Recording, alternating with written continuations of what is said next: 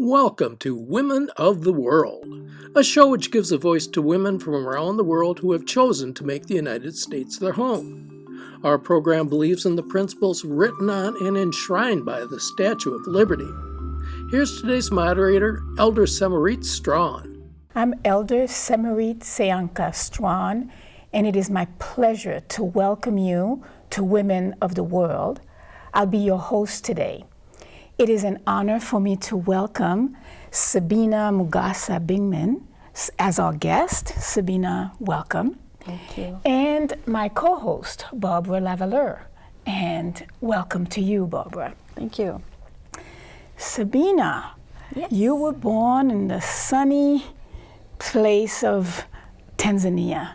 And there's so much to say about Tanzania. So tell us a little bit about your childhood, if you don't mind. Well, so I was born in Dar es Salaam, Tanzania, which Dar es Salaam was the capital city of Tanzania, but then it was changed. Now it's Dodoma, but still Dar es Salaam, it's a largest city there. I really enjoy my childhood. I come from a family of 11 children, and I am the 10th born.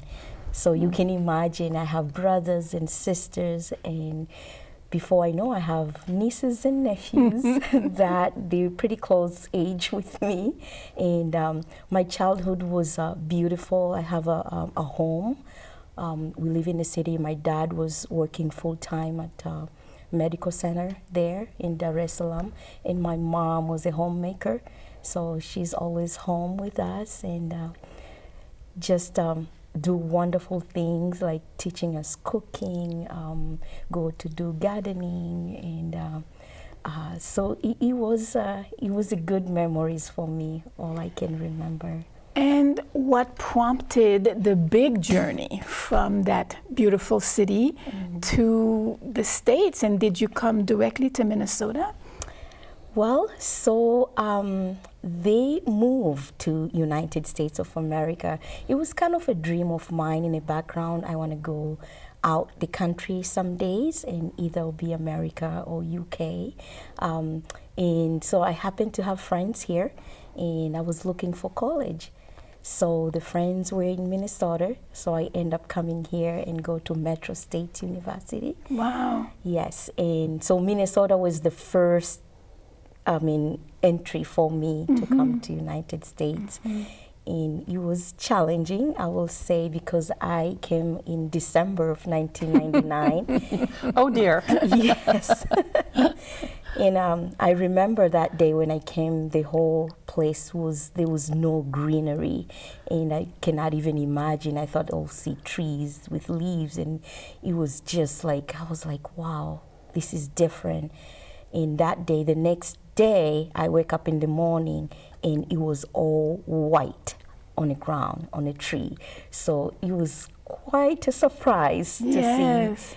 You read about, the country, you watch movies, but just to see the real thing, it's just different.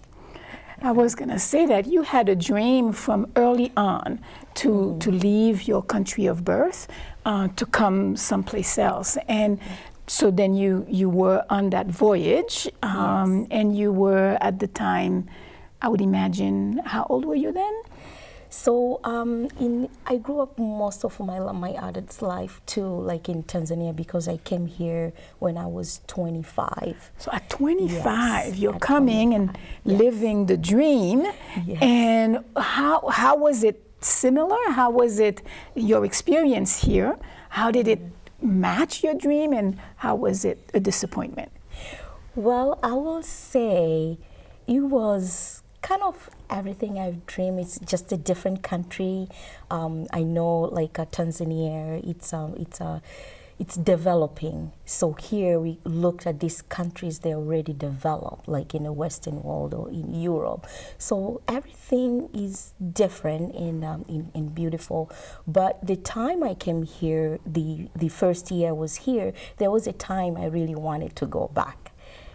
I talk to my brother and I say, I think it's tough to be here. I came as international student. Yes. So it was like going to school and then work. I worked at the school part-time, and it was like, I think I had a homesick. It's the culture difference, the food, just the language. Even though I spoke English back in Tanzania, but it wasn't fluent because I was speaking Swahili too. And I didn't have that need to speak English all the time, even though my dad really loved to speak to us in English in Tanzania. And it was more like a British colony English. So you come to America, everything is changed. You'll say a word and people be like, what did you say? But the vocabulary I was using was different than American English too. Some similar, some a little different, the accent, and it's just the cultural thing. The food, what I found, but I was able to cook the food from Tanzania too, because their store we could go and buy food that we can cook the same thing, but it was different. Sure. Yes. Did you live on campus or did you live with a family here? So I live with a family first. When I came here, there's a Tanzanian community, but also there was organization in University of Minnesota that helped international students finding homes. So I found a very loving family that they help me out. They helped find me a home. So I co-shared the first year with other international students. One was from Korea, and we live in as a family together there. And then I moved and lived with somebody from Tanzania. So I've never lived on campus. I was just close by to the school. And when that homesickness really hit, how did you overcome that? Well, I just learned to adapt the lifestyle here. It was winter time, so the family that helped me, they even took me ice fishing. The first I was like, I don't want to go ice fishing. It's like, there's no place for me. It's cold. But they say I was all bundled up. Like, I really cover myself so well, and I went and I really enjoyed the ice fishing. It wasn't like an all day thing, but after a few hours, like, yeah, I think this is enough for me. You know, I think one of the things about moving to a different country, as I did as well, I moved first to England, which doesn't speak the same as American English, and then I moved to Germany, where I didn't speak anything. And having the fact that you spoke English, even if it was a more British English, was a great advantage, I think, for you coming here. But I think it also makes a difference for that feeling of acceptance when you can speak the language. I found it super frustrating when I was trying to learn German. I can remember that so clearly. It is. Yes.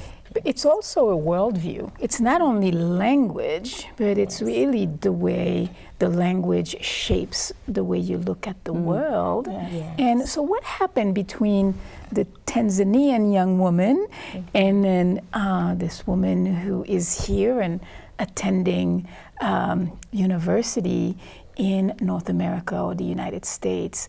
What do you think was the biggest adjustment that you had to make in terms of how you thought about the world? Well, when I came to United States of America, really, this bring me to know the world is so big and there's so many different people and so many cultures around. Because in Tanzania, you see other people from different countries, but in America, I've met people from the country, like I was just reading in a map, like in geography classes.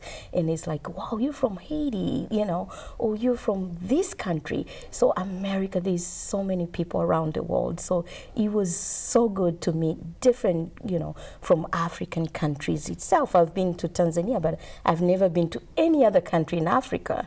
So I was just Tanzania to United States. I met some maybe neighbor Kenyans, but just to meet all other from Ethiopia, from West Africa, I mean, it was just like, wow, this world is so big, and there's so many people, so many cultures, and you can learn from everybody, cultures and tradition, and that is something like I really enjoy being in America. And in classes, we learn about Americans from here, and that was also something like it's just broadened my mind to see, wow, I was in just a small place, and now I'm in this country that's huge, and I meet all these people around the world. How did you pick technology to be your field of interest? So that is very interesting, because my background was in accounting while I was in Tanzania, but I've always liked science as subject. Math is my favorite subject. And so when I came here at that time, technology was something like, it was very interesting to me. Like, I've never owned a computer back in Tanzania, but here I was able to own my own desktop at the apartment with the help of the friend. Yeah, so it just fascinating me, and I was like, you know, I really want to go into technology, and that did not really. I went to take the classes there, and I can tell you, most in technology, they're male dominant field, and I work with male. I mean, all the time the companies I've worked, it's like you see few female in IT technology, but that is what I love to do, and I really enjoy it. And I was like, I am just gonna stick with technology and study and learn and get where I can be very competent in this field. That's gorgeous. You know, you brought up something I wanted to ask about, which is there's a lot of stereotypes that would say that women are not good in either math or technology, and definitely an African woman, that wouldn't be what we would imagine. How did you encounter that kind of, you're doing what? Or any discrimination because of it being both white and male dominated? I will say I went there, I was very positive. I'm very positive. I'm looking things, and I have this vision. It's like, I am just gonna work on my own, and I mean, if somebody allow me, give me that opportunity, then they will see what capable I am. And that's what when I finished my graduate school at Metro State, I was looking for a job, and it was hard to find a job, but I took the lower IT job, that is a IT help desk. So I was in the interview on the phone, and it's okay for me to talk on the phone, but then somebody see you in front of you, and I was there. So I did get some the agent that they look for job, then after interview, maybe I didn't get that job, and they will tell me why. And one of the things that they say to me the first time, they say, you were too soft. And that to me was like, I cannot change who I am. I cannot change my personality. If I am soft speaking, if I am, you know, I am who I am. I don't want to change it. But I've learned that I can stand myself even though I'm soft-spoken, but I can be stern, and I can work with male. And even one interview, they say they didn't give me a job because they didn't think I could work well with male because I was too soft. Like, I don't know what the Doesn't that make you definition mad? is. Yeah, and I was like, is that really? Yeah, really. Is that will prevent me to do my job? Yes. I will still do my job. So for the people, for the companies or people who gave me, they really appreciate me, and I've never had any issue of me being who I am with my job. So the challenges are there, but you just need to stand for what you want or what you like to do, and you will show people, and they will change their mind and say, you know what, we thought different, but it's not. Yeah. You can still be a female, you can still be who you are, and still do your job. Good for you. Thank you. So you, I was going to ask you to tell us a little bit about your book, if that's okay. I see you've got a book. You can hold it up for the audience if you'd like, and tell us how you came to write a book. I'm so in admiration of people who write books. So this book, it just means a lot that it's now out there and people can read this story. The book, Sandra, the Girl with a Magical Smile, it's about The book, it's about the girl who embraced the culture and tradition. It was all the tradition of teeth carving, the art of teeth carving. And the tradition also, I don't want to say it's still happening in Tanzania, but it has kind of faded away. But the story was inspired by my father. And this comes to like a passing down story. When I came to United States, I just lost my father. And Wow. yes. And so that also was so hard for me. So I was trying to remember all the memories with my father, all the bonding we have with my father. And the thing that we really bond well with my father was reading. He loves to read, and he put that reading in me. And he loves to tell stories. And Sandra, the girl with the magical smile, was the story my father told me when I was a little girl. Oh. And the story was about this girl who went to do that teeth carving, the art of teeth carving. It's more like carving your teeth to shape. And it can be a little sharp or curve, you know. So they're reshaping their teeth. Yes, yes. It sounds painful. It is. For them, it was more of a tradition. It's enhance your beauty, and also it show you how brave you are when you go through that, and how mature you are. So this girl went to do the teeth curving, but something magical happened. Not like everybody else. After they done with the teeth curving, every time she smiled, something was happening to the people around her. So it was some magical thing that people will be healed. People will bring joy to people. So her smile transformed the life of the village she was living in. And so yes, so I will say my father told me the story, and I was able to rewrite on my own way for my modern readers, so they can know the culture, and also it's more about the beauty. And the book talk more about the beauty within. So if you read the book, you will know it wasn't only about the smile and the teeth shaping. It was more about the beauty within of this girl, Sandra. That is so wonderful. You are a stereotype breaker in many ways. First, as an African woman who becomes an IT expert. And then it's very unusual for IT experts to then engage in creativity, but you did that. Yes. So what from your family or from your home inspired you to be a trailblazer? I will say the art, the creativity is still in my family. I have like my nephew did the illustration for the book, and I myself I love to draw pictures. I love to tell stories, and that's coming from my father. I will say because he was a storyteller, and like we just kind of get it that we'll bring together as a family, and we can tell stories and just make everybody laugh or just learn from the stories. So yes, from IT to be a writer, it's something totally different. But I've always loved to read. I've always loved to write and journaling. So that's kind of helped me. And the most important thing, I also wanted to pass this story to my kids, because I have two kids.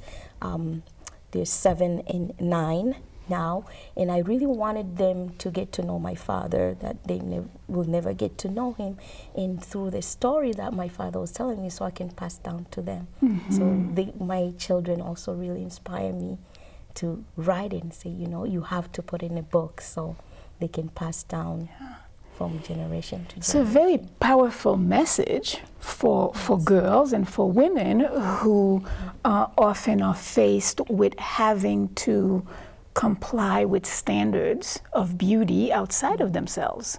And so that's a gorgeous, strong message. What inspired you to retell the story from that standpoint? So it's also going to help people who read this book just to know everybody define beauty in different ways. Yeah, it can be different color, it can be different shape and size, but the beauty is more, it's like they say, the beauty is in the eye of the beholder, but also it's to just believe in yourself, like you're beautiful the way you are, and other people, even though they might not see you as beautiful, but you have to trust yourself. And as a little girl, as a little boy, they just need to trust that and believe in themselves. And that will give you this confidence to go out of the world and conquer anything that comes your way. I was thinking that when you were talking about the book, it must be a confidence builder for the little girls or even the little boys who read the book, that it's a confidence booster. Yes, yes. So that's one of your messages. Yes, yes. I totally believe that. That will just give them that.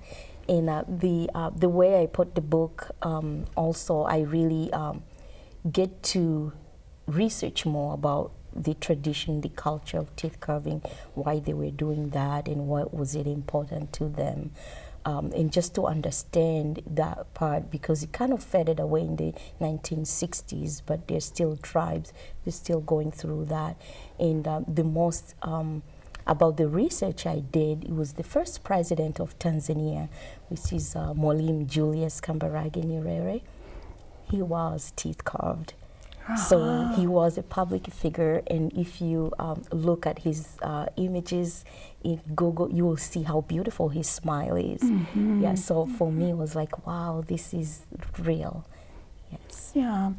Tanzania and Nyerere in particular are such a icon of African unity and this ujamaa. Yes. So tell us a little bit about that and how that has influenced your life and some of what you get to do as in a way you're a powerful individual. Yes. And how does that balance out with such a communal worldview? So the in growing up again in Tanzania, it's all about not just, yes, you're individual, but then you really need people around you. You cannot like survive on your own, or you cannot build yourself. It's like I think there is a say, they say, I'll say in Swahili and maybe translate it. Yes, please. So it say, umoja ni nguvu, utengano ni udhaifu. It's just say when you are together, you are stronger, but when you divide, you're weak. So that was a very strong statement, and you can see like growing up, my family were very close, tight family, and it's not only like mother and my dad and brother, sister, but I grew up in a home which I have cousins and aunts, and we kind of all live together, help each other. Like you find your relative who needs to go to school or and where they live is too far away from school, or they don't have opportunity. My parents are very open to bring them over to our home and help them that way. So for me, that is like, it's ujamaa. It's like you bring people together and you want everybody in good. Like you want everybody to succeed, everybody to do good. I was wondering about if you have siblings here in Minnesota, or your parents, and also the difference in how you are raising your children as opposed to how you were raised. So right now, I don't have any sibling here in Minnesota. My sister was here, and then she went back to Tanzania. So right now it's just myself, my husband, and the kids, but I have community. Like I met people here who I consider my friends, my relatives, my family, and that's give me a peace. Like I have people around me here. I have a nephew and aunt in different state, but they're here in U.S.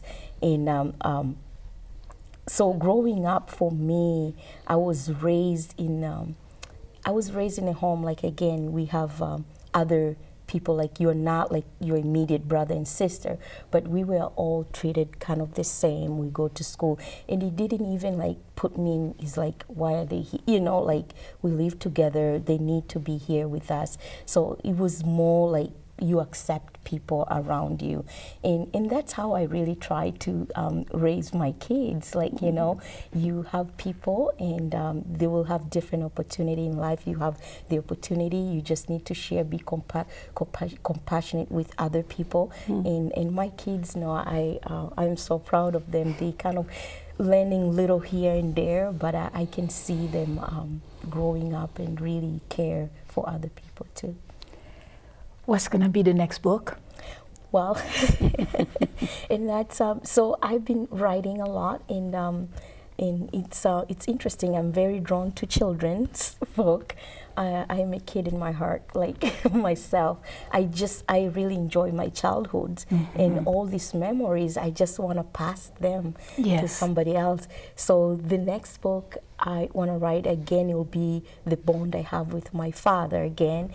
That we I'll just talk a little bit.